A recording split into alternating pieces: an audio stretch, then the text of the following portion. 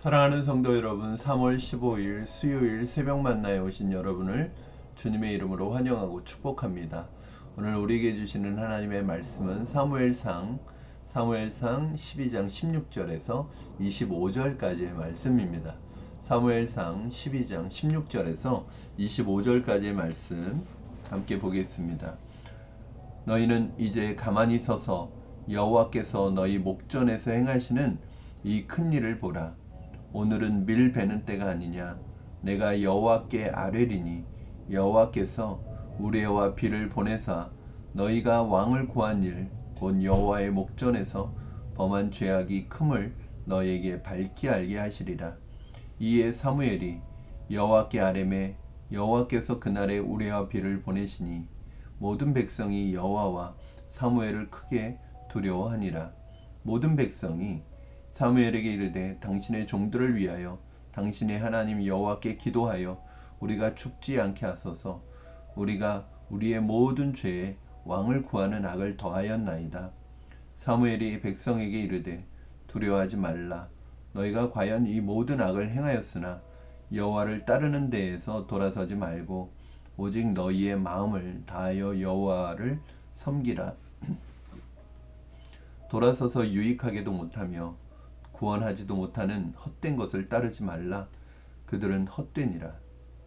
여호와께서는 너희를 자기 백성으로 삼으신 것을 기뻐하셨으므로 여호와께서는 그의 크신 이름을 위해서라도 자기 백성을 버리지 아니하실 것이요 나는 너희를 위하여 기도하기를 쉬는 죄를 여호와 앞에 결단코 범하지 아니하고 선하고 의로운 길을 너희에게 가르칠 것인지 너희는 여호와께서 너희를 위하여 행하신 그 큰 일을 생각하여 오직 그를 경외하며 여호와의 마음을 다하여 너희의 마음을 다하여 진실이 섬기라.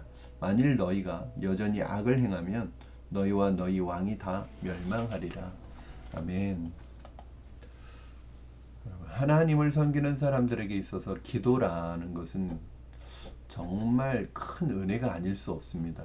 기도가 무엇인가요? 하나님과의 대화고 하나님과의 관계를 맺는 것이고 하나님과 교제를 나누는 통로이잖아요.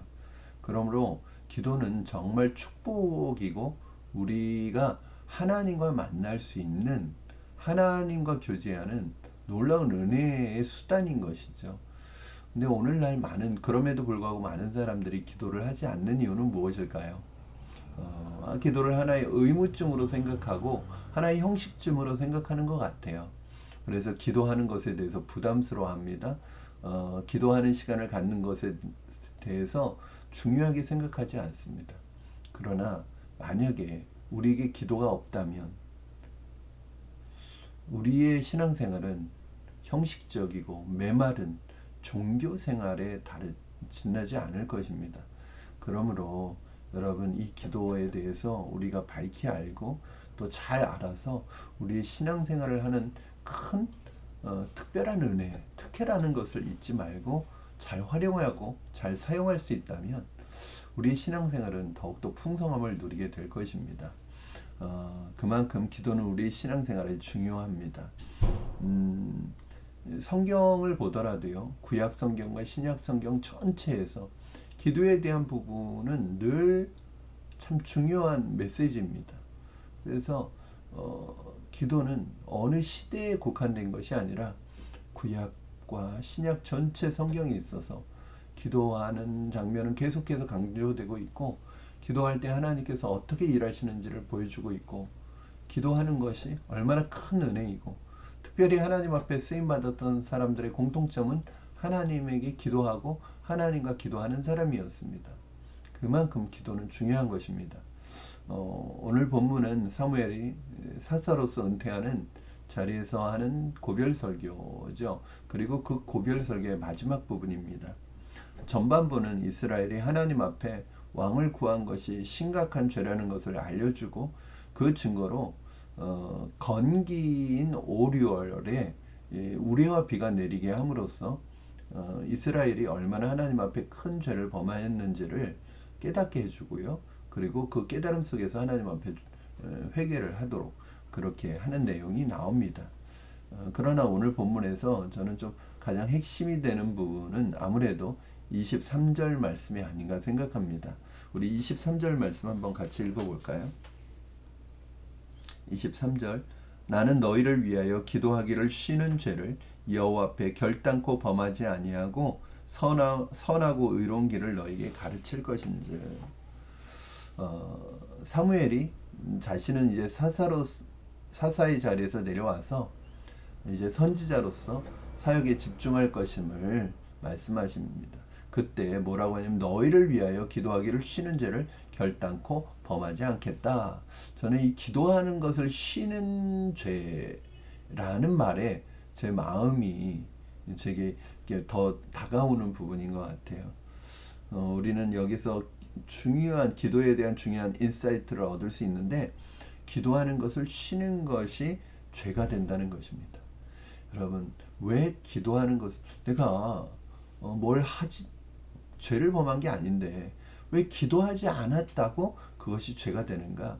여러분 성경에서는요 내가 하지 말라는 걸 해도 죄지만요 하라는 것을 안 해도 죄가 되거든요.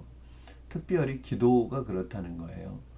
왜 기도하지 않는 것이 죄가 될까요? 첫 번째는 기도는요 바로 우리의 영적인 보호막이에요. 우리가 기도할 때 여러분 우리는 이렇게 영적인 보호막이 생기는 거예요. 일종의 방어선이 생기는 거예요. 그래서 사단의 공격과 사단의 유혹과 미혹으로부터 우리가 기도하고 있을 때 이겨낼 수 있습니다. 예수님께서 제자들 특별히 베드로, 야고보, 요한을 데리고 겟세마네 동산에 올라가셨을 때 예수님께서 그런 말씀을 하시죠. 너희가 시험에 들지 않도록 깨어 기도하라 라고 말씀하십니다. 그런데 기도하지 않고 졸고 잠들었던 베드로와 야고보, 요한 이 제자들은 결국 죄를 범하게 되지 않습니까? 마찬가지로 우리가 기도하지 않을 때 우리 영적인 방어선이 무너지는 거죠. 그건 무슨 말이냐면 우리에게 영적인 틈이 생긴다는 거예요. 그리고 그 영적인 틈을 사단은 가만히 내버려 두지 않고 들어와서 유혹을 해서 결국 우리로 하여금 죄를 짓도록 만듭니다. 결국은 우리가 기도하지 않게 될 때 우리는 결국 죄를 짓는 자리로 나아가게 된다는 거예요. 지금 당장 죄를 짓지 않더라도 결국 그것이 우리로 하여금 죄를 짓는 자리로 나아가게 만든다는 것입니다. 그래서 기도를 쉬는 것은 죄가 되는 것이죠. 죄를 짓는 자리로 나아가게 하기 때문입니다. 사실은 우리가 기도를 영혼의 호흡이라고 하잖아요. 호흡을 쉬는 사람이 있습니까? 안 쉬죠. 왜요? 호흡을 쉬는 순간 우리는 죽게 되니까. 마찬가지로 기도라는 것은 우리 영혼의 호흡입니다. 기도를 하지 않는다면, 기도가 없다면 우리는 영적으로 호흡하지 않는 것이기 때문에 영적으로 죽게 되는 거죠. 그러므로 기도는 쉬는 게 아닙니다. 기도는 우리의 하나의 라이프 스타일이에요. 우리가 삶을 살아가는 방식이에요. 여러분, 기도를 쉬지 않기를 주님의 이름으로 축원합니다. 여기서 기도를 쉬지 말라는 것은 뭐 24시간 계속해서 무릎 꿇고 기도하라는 내용은 아니겠죠. 늘 하나님 앞에 의지하고 하나님과 대화하고 호흡처럼 기도가 우리의 호흡처럼 우리의 삶의 방식이 되어야 된다는 것을 말씀하고 있는 것이죠. 결국 기도하는 게 왜 죄인가? 두 번째는 기도한다는 건 뭐냐면 일종의 우리가 하나님을 의지한다는 표현이에요.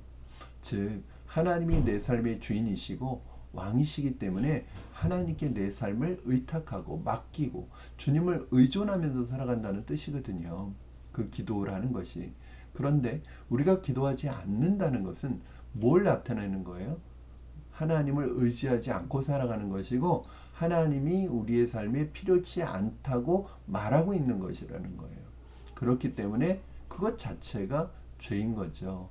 하나님이 내 삶의 주인이라는 것을 인정하지 않는 행위입니다. 그러므로 기도한다는 것은 하나님을 내 삶의 주인으로 인정하는 행위입니다. 사랑하는 성도 여러분, 기도를 쉬지 마시기 바랍니다. 기도를 통해서 하나님을 의지하고 하나님께 맡기는 여러분 되기를 바랍니다. 그리고 오늘 세 번째는 중요한 부분인데 바로 특히 사무엘은 이스라엘의 지도자입니다. 지도자는 어떤 사람입니까?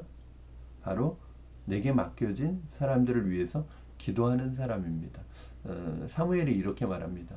내가 너희를 위하여 기도하기를 쉬는 죄를 결단코 범하지 아니하고, 즉 너희를 위해서 나 사무엘의 역할은 너희를 위해서 기도하는 것이, 그것을 쉬는 것은 죄를 짓는 것이다. 그리고 선하고 의로운 도로 너희를 가르칠 것이라고 말씀하고 있습니다.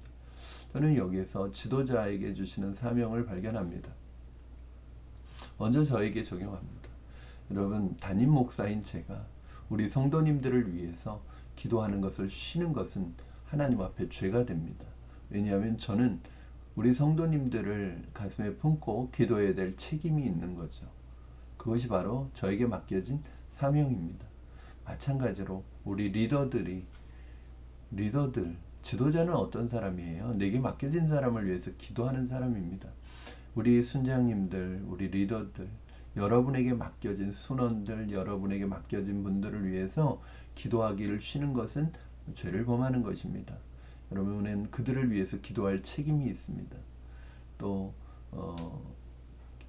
인도자들, 내가 전도해서 교회에 인도한 분들, 누군가를 내가 교회로 인도한 것으로 다 끝나는 것이 아니에요.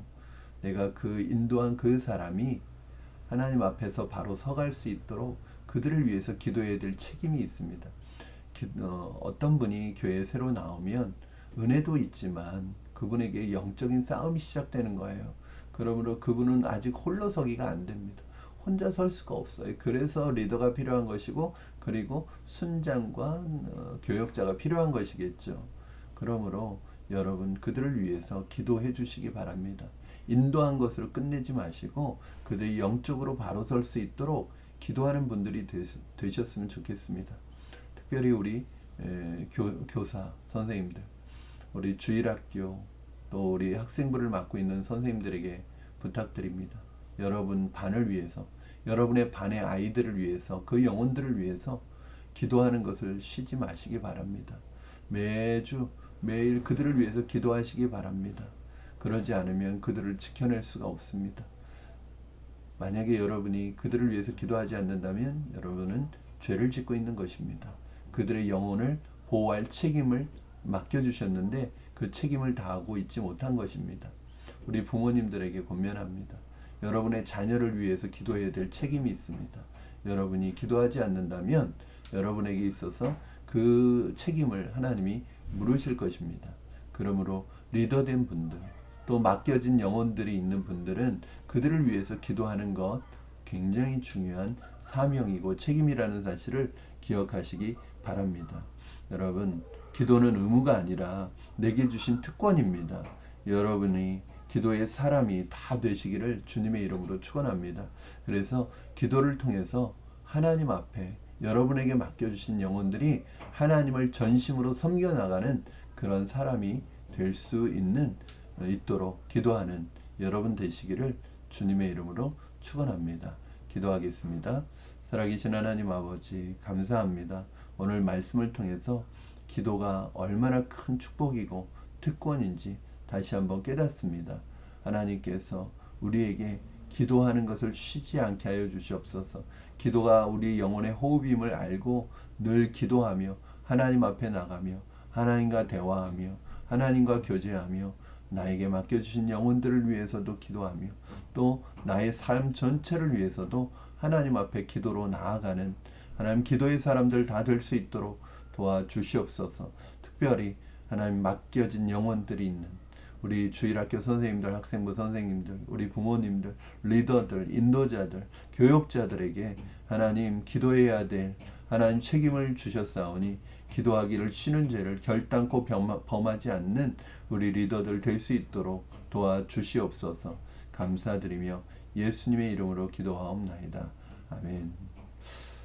사랑하는 성도 여러분, 오늘 하루도 주님 안에서 주님과 기도하며 주님과 동행하는 하루가 되기를 주님의 이름으로 축원합니다. 여러분 기도의 사람들이 다 되시기를 바랍니다. 기도를 통해서 하나님을 만나는 오늘 하루가 되시기를 주님의 이름으로 축원합니다. 사랑하고 축복합니다. 우리 내일 목요일 새벽 만나에 뵙도록 하겠습니다.